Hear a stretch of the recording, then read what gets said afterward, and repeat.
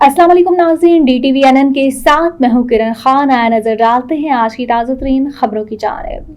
सारम बर्दी की गिरफ्तारी पर अमेरिका का रद्द अमल सामने आ गया। मोदी की 8 जून को होने वाली तकरीब हलफ बर्दारी मुलतवी, नई तारीख सामने आ गई। भारतीय इलेक्शन में मुस्लिम खातून उम्मीदवार ने तारीख रकम कर दी। कंगना रनावत को थप्पड़ क्यों मारा, खातून सिक्योरिटी एहलकार ने वजह बता दी। अमेरिका से शिकस्त बाबर की बैटिंग पर इरफान पठान, हर्षा भोगले भी बोल उठे।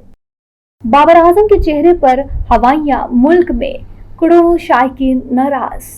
पाकिस्तान के समाजी रहनुमा सारम बर्नी की हिरासत पर अमेरिका ने रद्द अमल में कहा है कि इंसानी स्मगलिंग, बच्चों की खरीदो फरोख्त और गैर कानूनी गोद लेने जैसे जराइम की रोकथाम पाकिस्तान और अमेरिका के बाहिमी दिलचस्पी के शोबे हैं।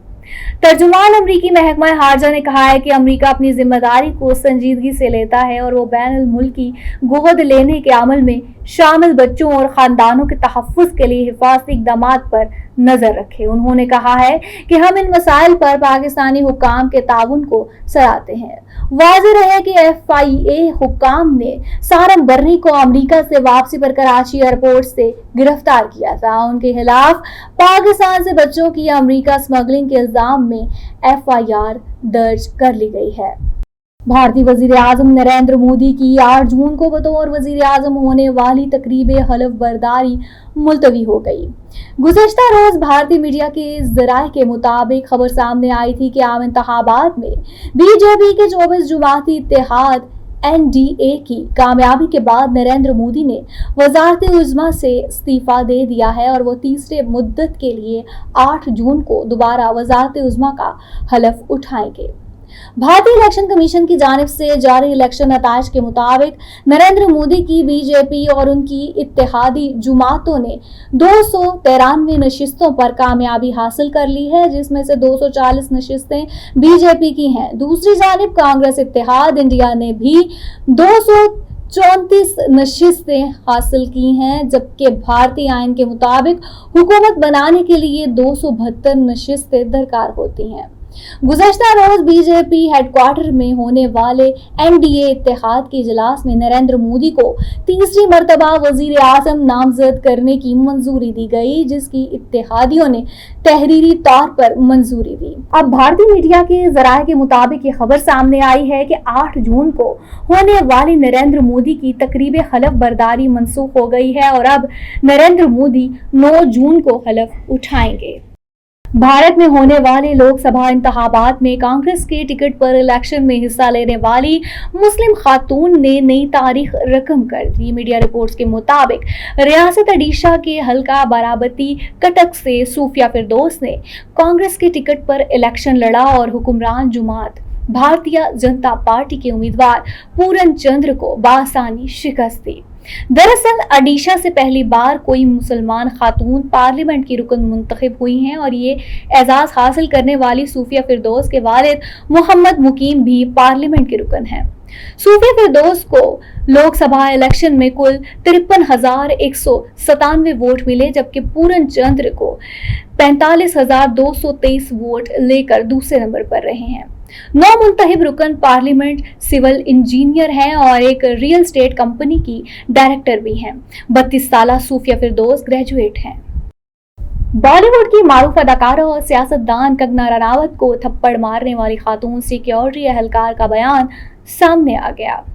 भारतीय मीडिया के मुताबिक चंडीगढ़ एयरपोर्ट की सिक्योरिटी एहलकार कुलविंद्र कौर ने कहा कि माजी में कंगना रनावत ने किसानों से मुतल्लिक मुतनाज़िह बयान दिया था। जब मैंने एयरपोर्ट पर अदाकारों को देखा तो मुझे वो बयान याद आ गया था और फिर मुझे शदीद गुस्सा आया और मैंने उन्हें थप्पड़ मार दिया। खातून एहलकार ने कहा है कि कंगना रनावत ने अपने एक बयान में कहा था कि किसान सिर्फ 100 रुपए की खातिर एहतजाज में बैठते हैं।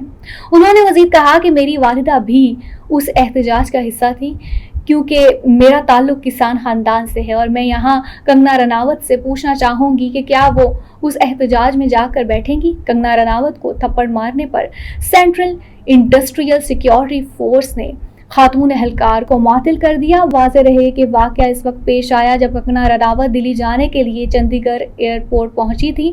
अदाकारा बीजेपी की सीट पर हाल ही में हिमाचल प्रदेश से इलेक्शन में कामयाब हुई हैं। T20 वर्ल्ड कप में अमेरिका के हाथों पाकिस्तान की इबरतनाक शिकस्त पर भारतीय कमेंटेटर हर्षा भोगले और इरफान पठान ने कप्तान बाबर आजम की बैटिंग पर सवालात उठा दिए। डैलस में खेले गए ग्रैंड पेरीरी स्टेडियम कौमी टीम को अमेरिका के हाथों शिकस्त का मुंह देखना पड़ा।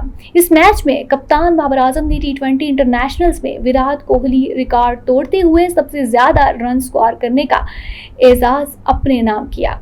बाबर आजम मुख्तसर तरीन फॉर्मेट में 4000 से ज्यादा रन स्कोर करने वाले दुनिया के दूसरे बैटर हैं। इससे कबल कोहली ने यह एजाज हासिल किया था। बाबर आजम 133 इनिंग्स में 4043 रन बनाकर पहले, विराट कोहली 4038 रन के साथ दूसरे, जबकि रोहित शर्मा 4026 रन के साथ तीसरी पोजीशन पर मौजूद हैं। इरफान पठान ने एक्स ट्विटर पर ट्वीट करते हुए लिखा कि बतौर कप्तान अच्छी बैटिंग पोजीशन होने के बावजूद अगर आप 100 स्ट्राइक रेट के साथ 40 प्लस गेंदें खेल रहे हैं तो टीम को इसका फायदा नहीं होगा। T20 वर्ल्ड कप में अमेरिका के हाथों हैरानकुन शिकस्त के बाद कप्तान बाबर आजम सख्त परेशान नजर आए। उनके चेहरे की हवाएं उड़ी हुई थी। ग्राउंड में फील्डिंग के दौरान भी वो अपने बॉलर्स पर नाराजगी का इजहार कर रहे थे। मुल्क में करोड़ों शायकीन टीम के बदतरीन कारकर्दगी पर नाराज दिखाई दिए और उन्होंने खिलाड़ियों पर नाराजगी का इजहार करते हुए टीम ने नए खून को शामिल करने का मुतालबा किया। बाबर आजम ने कहा कि यक्के बाद दीगरे विकेटें गिरने से नुकसान हुआ। पहले 6 ओवर में हमारी बॉलिंग अच्छी नहीं थी। अगले मैचेस में कम बैक करने की कोशिश करेंगे।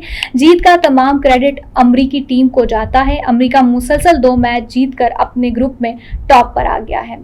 भारत दूसरे नंबर पर है। उन्होंने कहा कि इब्तिदा के 6 ओवर पे मुश्किल था मगर फिर हमने कम बैक किया। मेरी और शादाब की शराकत लगी जिसके बाद ऊपर तले 2 विकेटें गिर गई। हमें मिडल ऑर्डर को बेहतर करना पड़ेगा। इस पिच पर हमारी बॉलिंग के मुताबिक स्कोर मुनासिब था।